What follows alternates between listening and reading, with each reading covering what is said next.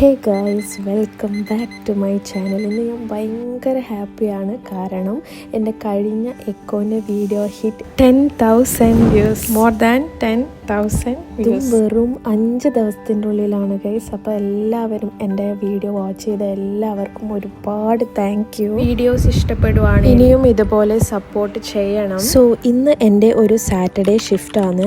4 hour duty മാത്രമേ ഉള്ളൂ. എന്ന് എനിക്ക് പോർട്ടബിൾ എക്കോ ആണ്. അപ്പം ഞാൻ വിചാരിച്ചു നിങ്ങൾ ചോദിച്ച ഏറ്റവും ടോപ്പ് മോസ്റ്റ് ക്വസ്റ്റ്യൻസ് ആൻസർ ചെയ്യാം.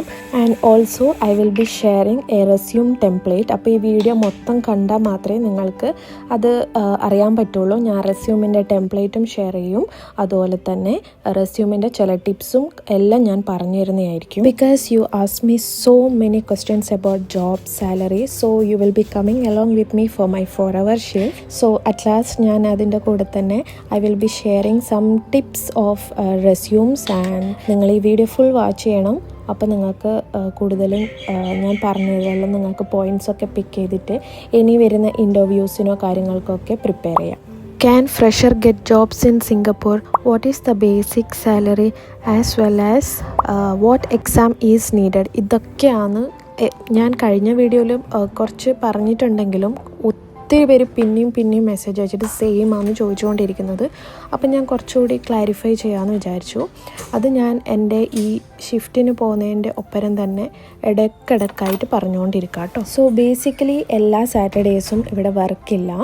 ഓഫീസ് അവേഴ്സ് മാത്രമേ വർക്കുള്ളൂ. അതായത് മൺഡേ ടു ഫ്രൈഡേ ആണ് വർക്ക്. ഏതെങ്കിലും ഒരു സാറ്റർഡേ, മന്ത്ലി 1 സാറ്റർഡേ 4 hour മാത്രമേ ഡ്യൂട്ടി ഉണ്ടാവുള്ളൂ. സോ അത് റൊട്ടേറ്റിംഗ് ഷിഫ്റ്റാണ്. Hello guys and welcome back to my YouTube channel. ഇന്നത്തേത് ഒരു സാറ്റർഡേ എൻ്റെ ബർത്ത്ഡേ വ്ളോഗായിരിക്കും. ഒരു ഹാഫ് ഡേ മാത്രമേ ഉള്ളൂ കേട്ടോ. നോർമലി നമുക്ക് 8:20 സ്റ്റാർട്ട് ചെയ്യല് നോർമൽ വീക്ക് ഡേയ്സിൽ. ഇന്ന് വീക്കെൻഡ് ആയതുകൊണ്ട് നമുക്ക് 8:30 സ്റ്റാർട്ട് ചെയ്യുന്നത്. അതായത് 8:30 to 12:30 വരെയാണ് ഇന്നത്തെ ഷിഫ്റ്റ്. അപ്പം നമുക്ക് ഇന്നത്തെ എൻ്റെ വർക്കിംഗ് ഡേ എങ്ങനെ ആയിരിക്കും, സാറ്റർഡേ വർക്കിംഗ് ഡേ വ്ളോഗ് എങ്ങനെ ആയിരിക്കും എന്ന് കാണാം. ഓക്കെ, ഇപ്പം ഈ സാറ്റർഡേ എനിക്ക് വർക്ക് ചെയ്യാൻ പറ്റില്ല എന്നുണ്ടെങ്കിൽ ഞാൻ അടുത്ത ഗ്രൂപ്പുകാരുടെ അടുത്ത് എനിക്ക് ഡ്യൂട്ടീസൊക്കെ എക്സ്റ്റെൻഡ് ചെയ്തിട്ട് വർക്ക് ചെയ്യാം. അങ്ങനെയാണ് നമ്മൾ ഷിഫ്റ്റിൻ്റെ കാര്യങ്ങളൊക്കെ പോകുന്നത്. നോർമലി അല്ലെങ്കിൽ ഡെയിലി നമ്മൾ ഒരു 8 to 9 എക്കോസാണ് ചെയ്യുന്നത്. പെർ എക്കോക്ക് നമ്മൾ 45 minutes വെച്ചിട്ടാണ് എക്കോ ചെയ്യുന്നത്. പക്ഷേ സാറ്റർഡേ മാത്രം നമ്മൾ 3 കേസസ് മാത്രം ചെയ്താൽ മതി. അതിനിപ്പോൾ പോർട്ടബിൾ ആയാലും ഇൻപേഷ്യൻ്റ് ആയാലും ഔട്ട് പേഷ്യൻ്റ് ആയാലും വെറും 3 കേസസ് മാത്രമേ നമ്മൾ സാറ്റർഡേ ഷിഫ്റ്റിന് ചെയ്യുള്ളൂ. പക്ഷേ പോർട്ടബിൾ എക്കോ ആയതുകൊണ്ട് എന്തെങ്കിലും ഏർജൻസി വരുമല്ലോ, അറിയാലോ പോർട്ടബിൾ ഉണ്ടാകുന്ന സമയത്ത് എന്ന് പറഞ്ഞാൽ ഏറ്റവും കൂടുതൽ ICU പിന്നെ വാർഡ് ഒക്കെ പോയിട്ടാണ് നമ്മൾ എക്കോ ചെയ്യുന്നത്. ആ സമയത്ത് എന്തെങ്കിലും എമർജൻസി കേസസ് വന്നാൽ നമ്മളത് അറ്റൻഡ് ചെയ്യും. അപ്പോൾ ചിലപ്പോൾ 3-4 ആവാം, അതിൽ കൂടുതൽ വരാറില്ല പൊതുവെ. ആദ്യം ഹോസ്പിറ്റലിൽ എത്തിയാലുടൻ തന്നെ നമുക്ക് എനർജി ബൂസ്റ്റ് ചെയ്യണം. കാരണം ഇന്നത്തെ ഹോൾ ഡേ നമ്മൾ പോർട്ടബിൾ ആണല്ലോ ചെയ്യുന്നത്. നമുക്ക് ഇന്നത്തെ 4 hour നമ്മൾ പോർട്ടബിളാണ് ചെയ്യുന്നത്. അപ്പോൾ നമുക്ക് ആദ്യം ഒരു കോഫി കുടിച്ചിട്ട് നമ്മളെ വർക്ക് അങ്ങോട്ടേക്ക് തുടങ്ങാം. സോ എൻ്റെ അടുത്ത് ചോദിച്ചിട്ടുള്ള ആദ്യത്തെ ക്വസ്റ്റ്യൻ എന്ന് പറയുന്നത് whether fresher get job in Singapore? The answer is yes. ഇവിടെ മോസ്റ്റ് ഓഫ് ദ ഹോസ്പിറ്റൽസിൽ ഡിപ്ലോമ കഴിഞ്ഞവർ അല്ലെങ്കിൽ ബാച്ചിലേഴ്സ് ഡിഗ്രി കഴിഞ്ഞവരെയൊക്കെ ഹയർ ചെയ്യുന്നുണ്ട്. അതായത് അപ്പോൾ നിങ്ങൾ പറയണം നിങ്ങൾ എക്കോന് ട്രെയിൻഡ് ആണ്, ECG ചെയ്യുന്നുണ്ട്, ഹോൾട്ടർ ചെയ്യുന്നുണ്ട്, പിന്നെ എത്ര clinical hours. The clinical hours should be more than 300. 300-ലധികം ക്ലിനിക്കൽ ഹവേഴ്സ് നിങ്ങൾ ചെയ്യുന്നുണ്ട് എന്ന് അവർക്ക് അറിഞ്ഞാൽ അവർ ഓക്കെയാണ് നിങ്ങളെ എടുക്കാൻ വേണ്ടിയിട്ട്. 300 എന്ന് ഞാനൊരു ഇത് പറഞ്ഞത്, മോർ ദാൻ 500 ആയാൽ അത്ര നല്ലത്. പിന്നെ നിങ്ങൾക്ക് പറയാം you are train to do independent scan. അതായത് എക്കോ ഒറ്റയ്ക്ക് ചെയ്യാൻ പറ്റും. അതുപോലെ തന്നെ ECG ഇത്ര ചെയ്യുന്നുണ്ട്. നിങ്ങൾക്ക് കൗണ്ട് ചെയ്ത് പറയാം. അതായത് ഇത്ര ECG ചെയ്തിട്ടുണ്ട്, ഇത്ര ഹോൾഡർ ചെയ്തിട്ടുണ്ട്, ഇത്ര പേസ് മേക്കർ ചെയ്തിട്ടുണ്ട്, അതൊക്കെ പറയാം. പിന്നെ നിങ്ങൾ ഇന്നത് മാത്രമേ ചെയ്യുള്ളൂ എന്ന് പറയാൻ പാടില്ല. അതായത് നമ്മുടെ ഒരു ഇതെന്ന് പറയുന്നത് കാർഡിയാക് ടെക്നോളജിസ്റ്റ്. അതായത് നിങ്ങളിപ്പോൾ ഇപ്പോൾ റെസ്യൂമിലൊക്കെ എഴുതുന്ന സമയത്ത് I am seeking towards job as echo cardiographer എന്നല്ല എഴുതേണ്ടത്, ആസ് കാർഡിയാക് ടെക്നോളജിസ്റ്റ് അതാണ് എഴുതേണ്ടത്. Fresh graduates with relevant qualification ഒക്കെ ഇവിടെ ജോബിന് വേണ്ടിയിട്ട് അപ്ലൈ ചെയ്യാട്ടോ. Diplomas or bachelors degree also can apply. അതായത് ഡിപ്ലോമ പഠിച്ചു കഴിഞ്ഞതാണ് ഞങ്ങൾ ബാച്ചിലേഴ്സ് എല്ലാം എടുത്തത് എന്ന് പറഞ്ഞാലും കുഴപ്പമില്ല, അവർ ഡിപ്ലോമേനെയും എടുക്കുന്നുണ്ട്. ഇപ്പം നിങ്ങൾ ഒരു ഫ്രഷറായിട്ട് നിങ്ങൾക്ക് ഇവിടെ ജോബ് കിട്ടി വന്നാൽ നിങ്ങൾ നമ്മൾ കാർഡിയാക് ടെക്നോളജിസ്റ്റ് ആണല്ലോ, അപ്പോൾ നിങ്ങൾ അത് ECGയിലിടും, പിന്നെ TMTയിലിടും. അങ്ങനെ ഗ്രാജുവലി ആണ് അവർ എക്കോ പഠിപ്പിച്ചിട്ട് പിന്നെ ഇൻഡിപെൻഡൻ്റ് ആയിട്ട് എക്കോ ചെയ്യാൻ വേണ്ടിയിട്ട് അവർ വിടും. പിന്നെ ഇവിടെയുള്ള പബ്ലിക് ഹോസ്പിറ്റൽസിലൊക്കെ അവരെ ഡിപ്ലോമ ഓർ ഫ്രഷേഴ്സിനെയൊക്കെ ഹയർ ചെയ്യുന്നുണ്ട്. അടുത്ത ക്വസ്റ്റ്യൻ എന്ന് പറയുന്നത് is there any exam needed? ഇതിൻ്റെ ആൻസർ എന്ന് പറയുന്നത് യെസ്. ഈഫ് നിങ്ങൾക്ക് ഇവിടെ രജിസ്റ്റേർഡ് AHPC ആണെങ്കിൽ മാത്രമാണ് എക്സാം എഴുതേണ്ടത്. അതായത് അലൈഡ് ഹെൽത്ത് പ്രൊഫഷൻസ് കൗൺസിലാണത്. അതായത് നിങ്ങൾക്ക് ഇൻഡിപെൻഡൻ്റ് ആയിട്ട് ഒരു കമ്പനി അല്ലെങ്കിൽ ഒരു ക്ലിനിക് തുടങ്ങുക, അങ്ങനെയുള്ളവർക്ക് മാത്രമാണ് ഈ രജിസ്ട്രേഷൻ ഉള്ളൂ. അല്ലാത്തവർക്ക് നോർമൽ ARDMSO RCSO അങ്ങനെ എന്തെങ്കിലും സർട്ടിഫിക്കേഷൻ ഉണ്ടെങ്കിൽ നിങ്ങൾക്ക് പെട്ടെന്ന് തന്നെ ഷോർട്ട് ലിസ്റ്റഡ് ആയിട്ട് ഇൻ്റർവ്യൂ ഒക്കെ അവർ നിങ്ങളെ എക്സ്പീരിയൻസിനെയും കാട്ടിയും കൂടുതൽ നിങ്ങൾക്ക് ഈ സർട്ടിഫിക്കേഷൻസ് ഉണ്ടെങ്കിൽ അവർ ഇതാക്കും. നിങ്ങൾക്കിപ്പം ഈ നാട്ടിലിപ്പം നിങ്ങൾ ജോലി ചെയ്യുന്നുണ്ടെങ്കിൽ നിങ്ങൾക്ക് ARDMSും RCSും ഒക്കെ എഴുതിയെടുക്കാം. അപ്പം നിങ്ങൾക്ക് എക്സ്പീരിയൻസ് കഴിയുമ്പോഴത്തേക്ക് നിങ്ങൾക്ക് സർട്ടിഫിക്കേഷനും കിട്ടാം. അതില്ലാന്ന് വെച്ചിട്ട് നിങ്ങൾക്കിവിടെ ജോബ് കിട്ടിയില്ല എന്നല്ല പറഞ്ഞത്. ഞാൻ ഈ സർട്ടിഫിക്കേഷൻസ് ഒന്നും എഴുതിയിട്ടുണ്ടായിരുന്നില്ല, പക്ഷെ എനിക്ക് എക്സ്പീരിയൻസ് ഉള്ളതുകൊണ്ടാണ് ഇവിടെ കിട്ടിയത്. ഇപ്പം ഞാൻ ടോട്ടൽ ഞാൻ ഈ ഫീൽഡിൽ വന്നിട്ട് ഇപ്പോൾ 5 ഇയേഴ്സായിട്ട് ഞാൻ വർക്ക് ചെയ്യുന്നു. ഞാൻ 2 ഇയേഴ്സ് അവിടെ ജോലി ചെയ്തിട്ടാണ് ഇങ്ങോട്ട് വന്നത്. ഇത് ഇനി എന്തെങ്കിലും എക്സാംസോ കാര്യങ്ങളൊക്കെ എഴുതണം എന്നുണ്ട്, അറിയില്ല. ഫ്യൂച്ചറിൽ എങ്ങനെയാണെന്ന് നോക്കിയിട്ട് ബാക്കി ചെയ്യണം. സോ ഈ AHPCക്ക് വേണ്ടിയിട്ടുള്ള ബേസിക് ക്വാളിഫിക്കേഷൻ എന്ന് പറയുന്നതും ഡിപ്ലോമ അല്ലെങ്കിൽ ഡിഗ്രി ആണ്. പക്ഷെ അത് നമ്മൾ എഴുതേണ്ട ആവശ്യമുണ്ടെന്ന് എനിക്ക് തോന്നുന്നില്ല. കാരണം നമുക്ക് ARDMSും RCS ഒക്കെ ഉള്ളതുകൊണ്ട് ഇവിടെ നമുക്ക് ആദ്യം ഒരു എംപ്ലോയ്മെൻറ്റ് വിസ കിട്ടണം. വിസ കിട്ടിയാൽ മാത്രമേ നമുക്കാദ്യം ഇങ്ങോട്ട്, വിസ കിട്ടുന്നതിന് മുന്നേ നമുക്കാദ്യം ജോബ് കിട്ടണം. എന്നാൽ മാത്രമേ അവർ നമുക്ക് പ്രൊവൈഡ് ചെയ്യുന്ന വിസ അനുസരിച്ചിട്ട് നമുക്ക് വരാൻ പറ്റുള്ളൂ. ഭാവിയിലേക്ക് വേണമെങ്കിൽ നിങ്ങൾക്ക് ഇവിടെ വന്നിട്ട് പിന്നെ വേണമെങ്കിൽ ഇതിനൊക്കെ രജിസ്റ്റർ ചെയ്തിട്ട് എക്സാം എഴുതാം. സോ ഞാൻ പറഞ്ഞ പോലെ ഇന്ന് ഹാഫ് ഡേ ആണ്, അപ്പം 12:30 വരെ ഉള്ളൂ. ഇന്ന് എനിക്ക് പോർട്ടബിൾ ആണ് ഡ്യൂട്ടി. സോ നോർമലി സാറ്റർഡേ നമുക്ക് 3 കേസ് മാത്രമേ ചെയ്യണ്ടൂ. അപ്പം ഞാനൊന്ന് ജസ്റ്റ് ഹൈഡി വാർഡിൽ പോയിട്ട് അന്വേഷിച്ചതാണ്. അതായത് CCUവിൽ പോയി അന്വേഷിച്ചു ഏതെങ്കിലും ഇമ്പോർട്ടൻറ്റ് കേസസ് ഉണ്ടോയെന്ന്. അപ്പോൾ 2 റേസ് ചെയ്തിട്ടുണ്ട്. ഓൾറെഡി സിസ്റ്റത്തിൽ കാണാൻ പറ്റും. പക്ഷേ ഏറ്റവും കൂടുതൽ അർജൻ്റ് ആയിട്ടുള്ളത് എന്താണെന്ന് അന്വേഷിച്ചിട്ട് അത് നമ്മൾ ആദ്യം ചെയ്യും. പിന്നെ വേറൊരു ഹൈഡിയിൽ കൂടി. ഇന്ന് ICU ഒന്നും പ്രത്യേകിച്ചില്ല. ഇനി അർജൻ്റായിട്ട് വന്നാൽ നമ്മളത് ചെയ്യണം. അതിലപ്പം 3 മാത്രമേ ചെയ്തു അങ്ങനെ പറയാൻ പറ്റില്ല. നോർമലി ഇന്ന് 3 കേസസ് ചെയ്താൽ മതി, അൺലെസ് ഏതെങ്കിലും അർജൻറ്റ് കേസ് വരുന്നവരെ. അപ്പോൾ ഞാൻ 3 കേസസ് ഓൾറെഡി ഷെഡ്യൂൾഡ് ചെയ്ത് വെച്ചിട്ടുണ്ട്.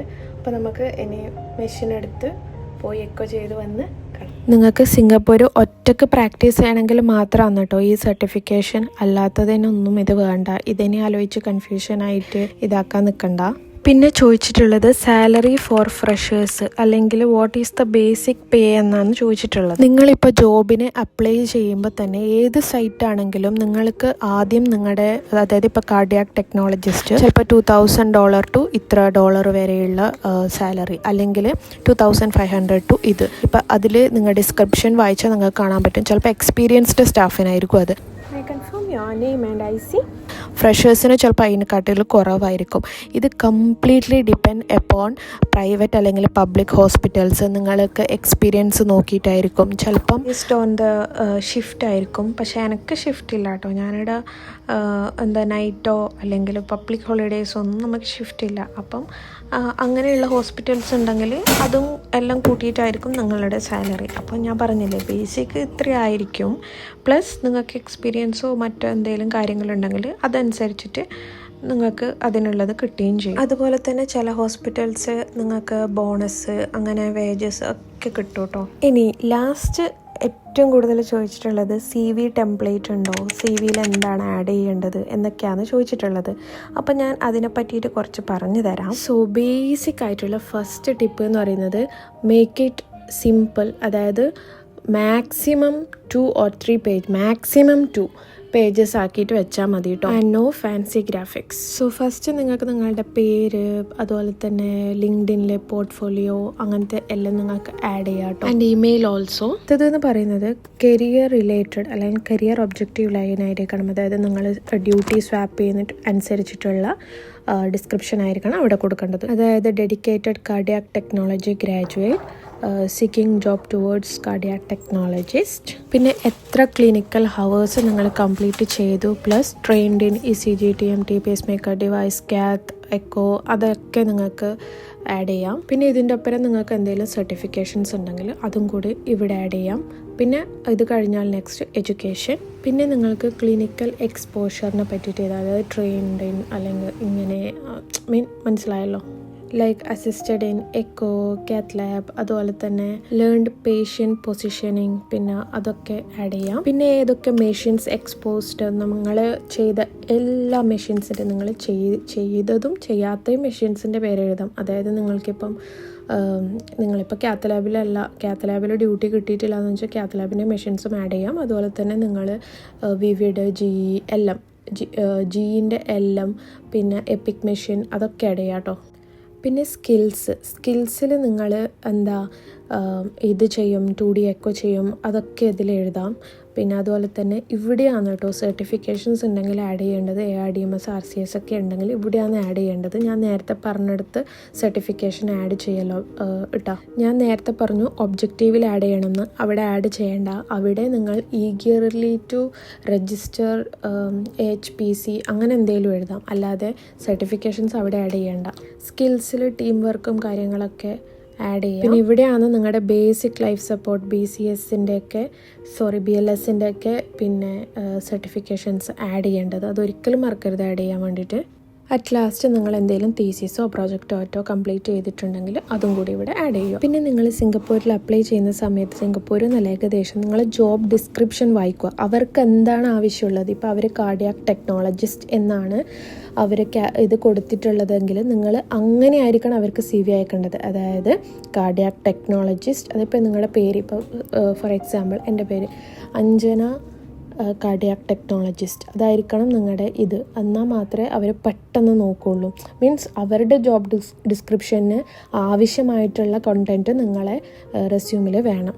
Use the exact phrase they needed, അതായിരിക്കണം നിങ്ങളവിടെ, അതും ബോൾഡ് ലെറ്റേഴ്സിലായിരിക്കണം എഴുതേണ്ടത്. പിന്നെ ദ മെയിൻ തിങ്, നിങ്ങളുടെ CGPA ആയിരിക്കും നമ്മൾ വിചാരിക്കും അതായിരിക്കും ഇവർ നോക്കുന്നതെന്ന്. അല്ല, ഇവർക്ക് ഏറ്റവും ഇമ്പോർട്ടൻ്റ് ക്ലിനിക്കൽ ഹവേഴ്സാണ്. അപ്പോൾ അത് നിങ്ങൾ ബോൾഡിൽ എഴുതുക.